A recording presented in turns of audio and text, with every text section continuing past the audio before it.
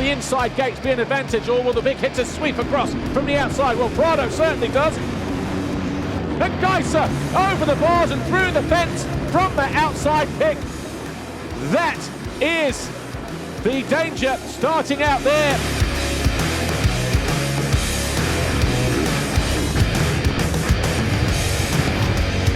Between, and the Damos. Oh, and he's down hard. All of a sudden, Ferret. Oh, Geiser off the side of the track. He committed to the jump.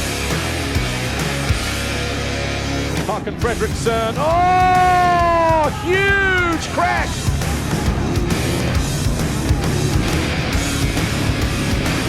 Go defensive here, and that's exactly what he does, and the two go down.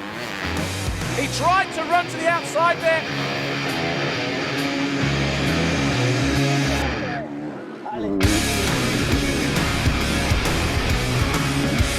Watch this here. Whoa. Oh, big crash. Oh, hits something on takeoff. Oh, that's a coccyx moment as well.